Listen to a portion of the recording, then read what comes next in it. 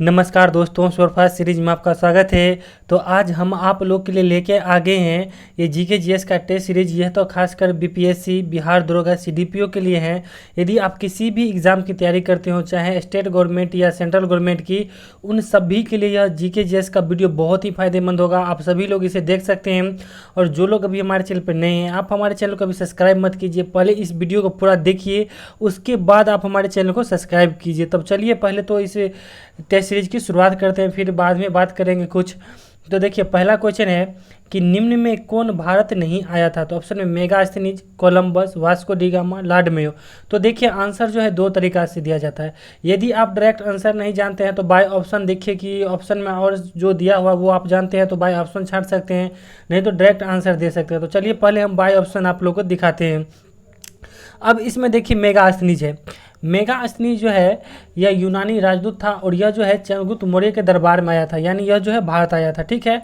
अब देखिए Vasco D gamma, यह जो है पुर्तगाली यात्री था और यह जो है 20 मई 1498 को भारत आया था। ठीक।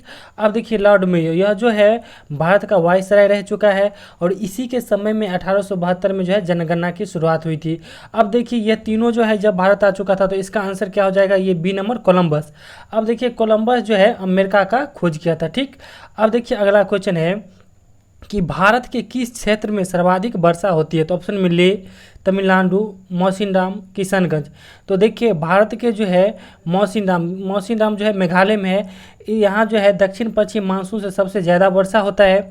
अब आगे देखिए, आगे है लेह में देखिए यहाँ सबसे कम वर्षा होता है। और तमिलनाडु में देखिए यहाँ जो है उत्तर पूर्वी मानसून से जो है ठंडा के मौसम में जो है यानी वर्षा होता है। और किशनगंज देखिए बिहार में जो है किशनगंज में सबसे ज़्यादा वर्षा होता है। ठीक। अब अगला क्वेश्चन है कि ज्योति तीव्रता का मात्रक है। तो ऑप्शन में मोल, केल्विन, कैंडेला, एम्पियर। तो देखिए ज्योति तीव्रता का मात्रक जो है कैंडेला है। और भी देख लेते हैं ऑप्शन में। अब देखिए मोल जो है यह जो है पदार्थ की मात्रा का ऐसा यूनिट है। अब देखिए केल्विन जो है, केल्विन आपका तापमान का ऐसा यूनिट है। एम्पियर जो है विद्युत धारा का ऐसा यूनिट है। ठीक। अब चलिए अगला क्वेश्चन देखते हैं। अगला क्वेश्चन है कि भारत सरकार किस दिन को पराक्रम दिवस मनाने की घोषणा की है। तो ऑप्शन में 23 जनवरी, 14 अप्रैल, 28 मई, 25 दिसंबर। तो आपको बताते हैं यह क्वेश्चन जो है यूपीएससी ईपीएफओ में इसी जो है 5 सितंबर को पूछा गया क्वेश्चन है। ठीक है। तो यह यूपीएससी का क्वेश्चन है और देखिए कितना आसान क्वेश्चन पूछा गया था। अब देखिए इसका आंसर क्या हो जाएगा। तो भारत सरकार जो है 23 जनवरी को जो है पराक्रम दिवस मनाने की घोषणा की है। अब आपको बताते हैं कि सुभाष चंद्र बोस की 125वीं जयंती से पहले भारत सरकार ने यह घोषणा किया था कि 23 जनवरी को जो है पराक्रम दिवस मनाया जाएगा। ठीक है। और इन्हीं के जयंती पे जानते हैं भारत सरकार जो है 125 रुपये का सिक्का भी लॉन्च किया है। ठीक। अब चलिए इसमें सभी ऑप्शन को भी देख लेते हैं। देखिए 14 अप्रैल को जो है आपको अम्बेडकर जयंती मनाया जाता है। 28 मई को जो है आपको पूरे विश्व में मासिक धर्म सुरक्षा दिवस यानी पीरियड डे जो है मनाया जाता है। और अगला है 25 दिसंबर। 25 दिसंबर को जो है पूरी दुनिया में क्रिसमस डे मनाया जाता है और इसी दिन जो है प्रभु यीशु का जन्म हुआ था। ठीक है। अब चलिए अगला क्वेश्चन देखते हैं।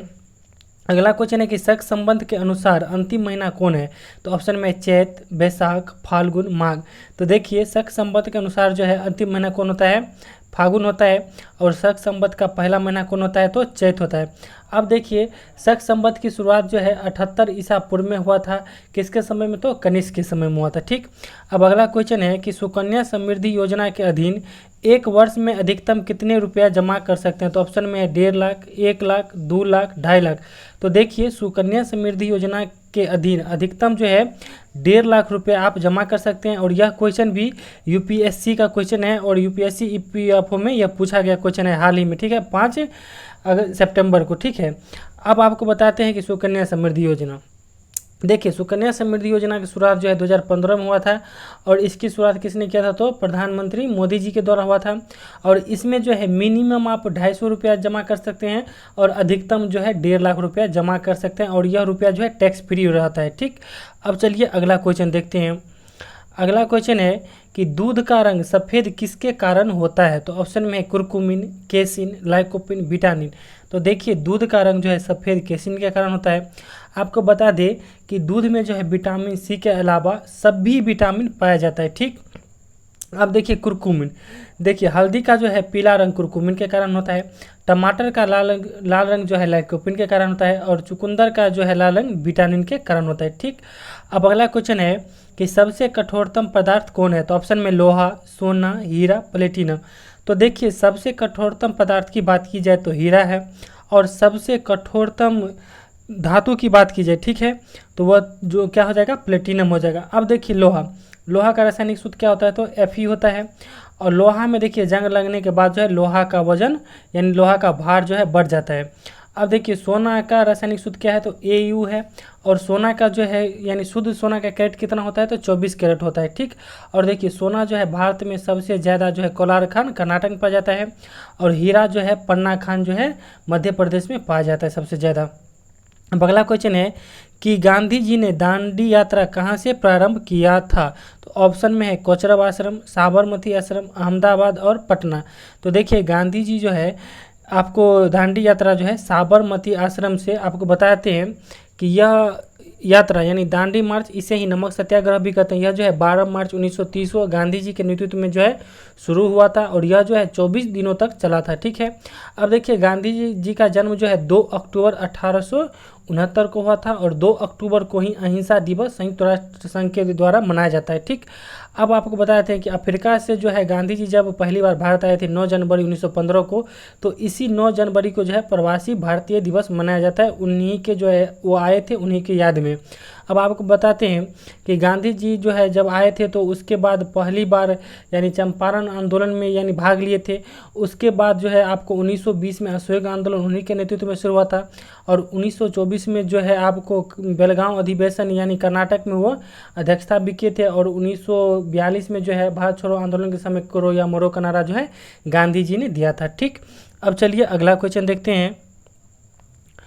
अगला क्वेश्चन है कि भारत में सबसे पहले सूर्य किस राज्य में निकलता है? तो ऑप्शन में बिहार, अरुणाचल प्रदेश, गुजरात, असम। तो देखिए भारत में सबसे पहले सूर्य जो है अरुणाचल प्रदेश में निकलता है, और सबसे लास्ट यानी 2 घंटा का फर्क रहता है, सबसे लास्ट में जो है यानी गुजरात में यानी निकलता है, यानी अरुणाचल प्रदेश के 2 घंटा बाद आपको गुजरात में निकलता है।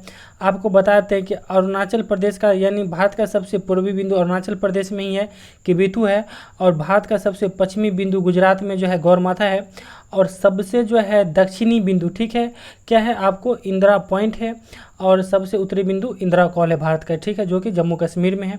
अब चलिए अगला क्वेश्चन देखते हैं कि मानव शरीर का ब्लड बैंक किसे कहा जाता है? तो ऑप्शन में यकृत, अग्नाशय, प्लीहा, स्टेपीज। तो देखिए मानव शरीर का जो है ब्लड बैंक जो है प्लीहा कहा जाता है, यकृत जिसे आप लीवर भी कहते हैं, यकृत सबसे बड़ी ग्रंथि है, और अग्नाशय में जो है अग्नाशय की बीटा सेल में जो है आपको इंसुलिन बनता है, और इंसुलिन की कमी से जो है मधुमेह रोग होता है। ठीक है, स्टेपीज जो है मध्य यानी सबसे छोटी हड्डी है, और यह मध्य कर्ण में होती है। अब अगला क्वेश्चन देखते हैं कि अंतिम मुगल सम्राट कौन था? तो ऑप्शन में अकबर, बाबर, बहादुर शाह जफर, हुमायूं। तो देखिए अंतिम मुगल सम्राट जो है बहादुर शाह जफर था। अब आपको बताते हैं कि मुगल वंश के संस्थापक कौन थे? तो बाबर थे। इन्होंने 1526 में जो है मुगल वंश की स्थापना भारत में किया था। अब बताते हैं कि आपको बाबर और इब्राहिम लोदी के बीच में जो है 1526 में पानीपत का प्रथम युद्ध हुआ था, उसमें जो है बाबर का विजय हुआ था। उसी के यानी समय जो है मुगल वंश का नींव पड़ गया भारत में। और देखिए दूसरा पानीपत का युद्ध कब हुआ था? तो 1556 में, और तीसरा हुआ था 1761 में। अब आपको बताते हैं कि बाबर का मकबरा कहाँ है? तो काबुल में है, और अकबर का मकबरा सिकंदराबाद में है, और बहादुर शाह जफर को कहाँ दफनाया गया? तो रंगून में, और हुमायूं का मकबरा जो है दिल्ली में है। ठीक, अब चलिए अगला क्वेश्चन देखते हैं। अगला क्वेश्चन है कि मोहनजोदड़ो का अर्थ क्या है? तो ऑप्शन में मंदिर, मृतकों का टीला, बाढ़, नदी। तो देखिए मोहनजोदड़ो का अर्थ जो है मृतकों का टीला है। अब आपको बताते हैं कि मोहनजोदड़ो किस नदी के किनारे स्थित था? तो सिंधु नदी के किनारे स्थित था। अब देखिए मोहनजोदड़ो में जो है विशाल स्नानागार भी पाया गया है, और मोहनजोदड़ो या फिर हड़प्पा सभ्यता की लिपि कह सकते हैं, भाव चित्रात्मक लिपि थी, यानी अभी तक इसका कोई पता नहीं चल पाया है। और मोहनजोदड़ो में ही जो है नृत्य करती हुई कांस्य की मूर्ति मिली है, इसीलिए इसे जो है कांस्य युगीन सभ्यता भी कहते हैं। और हड़प्पा काल यानी कब कह सकते हैं? 2350 से 1750 ईसा पूर्व, या किसी बुक में जो है रहता है 2500 से 1750 ईसा पूर्व। ठीक है, और हड़प्पा जो है रावी नदी के किनारे स्थित है।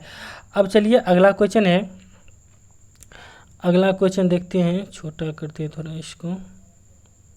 देखिए अगला क्वेश्चन है कि भारतीय राष्ट्रीय कांग्रेस के 1929 के लाहौर अधिवेशन की अध्यक्षता किसने किया? तो आपको बताते हैं ऑप्शन में जवाहरलाल नेहरू, एनी बेसेंट, सरोजिनी नायडू, महात्मा गांधी। तो देखिए भारतीय राष्ट्रीय कांग्रेस के 1929 के लाहौर अधिवेशन की अध्यक्षता जो है जवाहरलाल नेहरू ने किया था और इसी अधिवेशन में जो है पूर्ण स्वराज का लक्ष्य रखा गया था।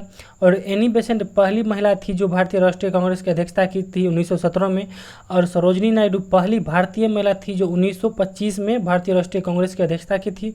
और महात्मा गांधी एकमात्र अधिवेशन 1924 में बेलगांव अधिवेशन कर्नाटक के अध्यक्षता किए थे। ठीक, अब चलिए अगला क्वेश्चन है कि दूध में कौन विटामिन नहीं पाया जाता है? तो ऑप्शन में vitamin A, vitamin B, vitamin C, vitamin D. तो देखिए दूध में जो है विटामिन सी के अलावा ठीक है सभी विटामिन पाया जाता है। अब देखिए विटामिन ए की कमी से कौन सा रोग होता है? रतौंधी होता है। विटामिन ए बी की कमी से बेरी, और विटामिन डी की कमी से कौन रोग होता है? तो विटामिन डी की कमी से रिकेट्स होता है।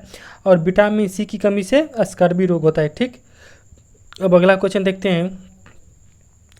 अगला क्वेश्चन है कि ऑपरेशन गर्म हवा और सर्द हवा का संचालन किसके द्वारा किया जाता है? तो ऑप्शन में बीएसएफ, आईटीबीपी, सीआरपीएफ, सीआईएसएफ। और देखिए यह क्वेश्चन जो है यूपीएससी में पूछा गया, यही अगस्त 5 सितंबर को पूछा गया। ठीक है, तो इसका आंसर क्या हो जाएगा? तो बीएसएफ। देखिए सीधे आप पकड़ सकते थे कि ऑपरेशन गर्म हवा और सर्द हवा, यानी बॉर्डर पे सर्द हवा रहता है तो बॉर्डर पे कौन रहता है? तो बीएसएफ रहता है, यानी बॉर्डर सिक्योरिटी फोर्स रहता है। ठीक है, तो इसका आंसर हो जाएगा बीएसएफ। अब अगला क्वेश्चन है कि इंसुलिन की कमी से कौन बीमारी होता है? तो इसे ऊपर भी बता दिए हैं।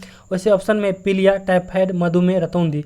तो देखिए इंसुलिन की कमी से जो है मधुमेह रोग होता है। और इंसुलिन शरीर में कहाँ बनता है? तो अग्नाशय के बीटा सेल में बनता है। अब देखिए पीलिया में जो है लीवर प्रभावित होता है, यानी यकृत प्रभावित होता है और इसमें पूरा शरीर जो है पीला पड़ जाता है। टाइफाइड में छोटी आंत प्रभावित होता है और यह जो है दूषित जल पीने से या फिर दूषित खाना खाने से होता है। और विटामिन ए की कमी के कारण रतौंधी होता है। ठीक, अब अगला क्वेश्चन है कि केसरी पुस्तक किसने लिखी है? तो ऑप्शन में महात्मा गांधी, बाल गंगाधर तिलक, जवाहरलाल नेहरू और डी में है कालिदास। तो देखिए केसरी पुस्तक जो है बाल गंगाधर तिलक की है और मराठा पुस्तक भी बाल गंगाधर तिलक की है। अब देखिए महात्मा गांधी की कुछ पुस्तक देख लेते हैं। तो महात्मा गांधी की पुस्तकें हैं हिंद स्वराज हो गया, सत्य के प्रयोग, यह महात्मा गांधी की पुस्तक है। और डिस्कवरी ऑफ इंडिया ये जवाहरलाल नेहरू की पुस्तक है। और कालिदास की पुस्तक कौन है? तो जैसे हो गया आपको अभिज्ञान शकुंतलम, ऋतुसंहार हो गया, मेघदूतम, यह सब जो है कालिदास की पुस्तकें हैं। अब चलिए अगला क्वेश्चन देखते हैं। अगला क्वेश्चन है कि निम्न में कौन सा मानव में स्त्री जननांग नहीं है? तो ऑप्शन में अंडाशय, अंडवाहिनियाँ, गर्भाशय, पुंकेसर। तो देखिए यह भी क्वेश्चन जो है यूपीएससी ईपीएफओ में पूछा गया क्वेश्चन है। और देखिए इसका कितना आसान यानी क्वेश्चन है। तो देखिए अंडाशय यानी बाय ऑप्शन हम लोग छाड़ देते हैं। और देखिए अंडाशय सॉरी यहाँ अंडाशय नहीं था, अंडाणु था। ठीक है, तो यहाँ अंडाणु कर लीजिएगा।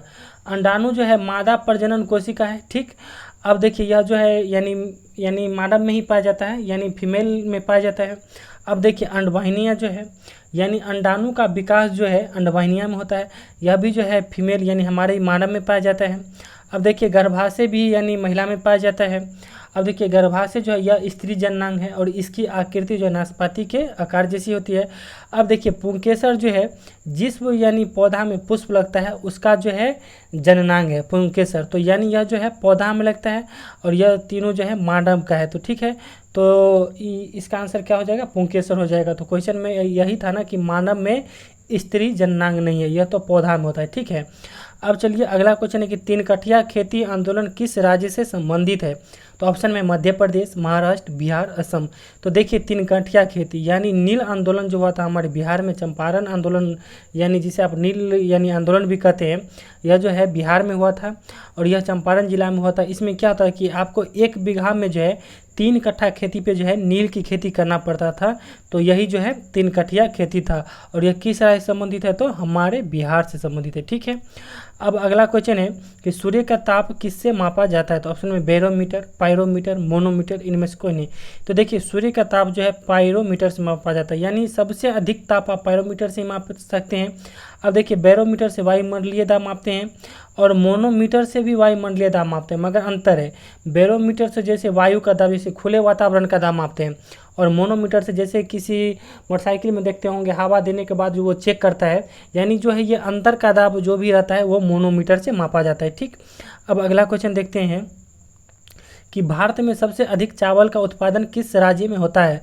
तो ऑप्शन में बिहार, उत्तर प्रदेश, पंजाब, पश्चिम बंगाल। तो देखिए भारत में सबसे अधिक चावल जो है कहाँ होता है, पश्चिम बंगाल में होता है। ठीक है, अब इसे याद कैसे रख सकते हैं, तो पश्चिम बंगाल के राज्यपाल कौन है, धनकर, यानी वहाँ धान सबसे ज़्यादा होता है और वहाँ के राज्यपाल कौन है, धनकर, यानी पश्चिम बंगाल में भारत में सबसे ज़्यादा धान का उत्पादन होता है। अब देखिए उत्तर प्रदेश में सबसे ज़्यादा अनाज भी होता है, गन्ना भी होता है, मगर प्रति हेक्टर की बात की जाए अनाज में तो पंजाब में होता है। और हमारे बिहार में सबसे ज़्यादा क्या है, आप लोग कमेंट में बताइएगा। ठीक है, अब अगला क्वेश्चन है कि मुख्यमंत्री को उसके पद की शपथ कौन दिलाता है। तो ऑप्शन में राज्यपाल, प्रधानमंत्री, राष्ट्रपति, मुख्य न्यायाधीश। तो देखिए मुख्यमंत्री को उसके पद की शपथ जो है राज्यपाल दिलाता है और मुख्यमंत्री की जो है नियुक्ति होती है। ठीक है, उसी तरह प्रधानमंत्री की भी नियुक्ति होती है और प्रधानमंत्री की नियुक्ति कौन करता है, तो राष्ट्रपति करता है। ठीक, अब देखिए राष्ट्रपति को शपथ कौन दिलाता है, तो सुप्रीम कोर्ट के मुख्य न्यायाधीश दिलाता है और मुख्य न्यायाधीश को कौन शपथ दिलाता है, तो राष्ट्रपति दिलाता है। ठीक, अब अगला क्वेश्चन है कि भारतीय संविधान में नीति निर्देशक तत्व कहाँ से लिया गया है। तो ऑप्शन में अमेरिका, ब्रिटेन, आयरलैंड, रूस। तो देखिए भारतीय संविधान में जो है नीति निर्देशक तत्व जो है आयरलैंड से लिया गया है और देखिए मौलिक अधिकार जो है अमेरिका से लिया गया है, संसदीय प्रणाली ब्रिटेन से लिया गया है और मौलिक कर्तव्य कहाँ से लिया गया है, रूस से लिया गया है और आपातकाल जर्मनी से लिया गया है। तो यह सब जो है आप ज़रूर याद रखिएगा। अब अगला क्वेश्चन जो है यह भी जो है यूपीएससी ईपीएफओ में पूछा गया क्वेश्चन है। अब देखिए यह क्वेश्चन क्या है कि निम्न में किसने प्रोटॉन की खोज की थी। तो ऑप्शन में J Thomson, Goldstein, Rutherford, James Chadwick. तो हम आप लोग से उम्मीद करते हैं कि आप लोग से यह क्वेश्चन बनना चाहिए और आप लोग इस क्वेश्चन का आंसर जो है कमेंट में दीजिएगा। और आपको बताते हैं कि जो लोग हमारे साथ रेगुलर बने रहेंगे कमेंट में, उन्हीं को जो है हम व्हाट्सएप ग्रुप में, और व्हाट्सएप ग्रुप में ही हम जो है जो भी PDF होगा वो प्रोवाइड कराएंगे। तो पहले हम देखते हैं कि शुरू से 10 दिन 15 दिन कौन यानी स्टूडेंट हमारे साथ रेगुलर जुड़े रहते हैं, कमेंट में यानी क्वेश्चन का जवाब देते हैं, कोई हम क्वेश्चन छोड़ते हैं। बस आप लोग जुड़े रहिए और जिन लोगों को हमारा यह वीडियो अच्छा लगा हो प्लीज़ वीडियो को लाइक कीजिए और ज़्यादा से ज़्यादा अपने दोस्तों में शेयर कीजिए। और अभी आपका मतलब हमें सपोर्ट चाहिए और अभी हमारा चैनल जो है छोटा है, इसलिए प्लीज़ आप लोग हमें सपोर्ट कीजिए और अपने दोस्तों में ज़्यादा से ज़्यादा शेयर कीजिए। और जिन लोगों को हमारा ये चैनल अच्छा लगा हो, यह वीडियो अच्छा लगा हो, प्लीज़ आप जो है इस वीडियो को लाइक कीजिए और इस चैनल को सब्सक्राइब कीजिए। तो चलिए, thank you, all the best और अपने तैयारी में लगे रहिए। Thank you.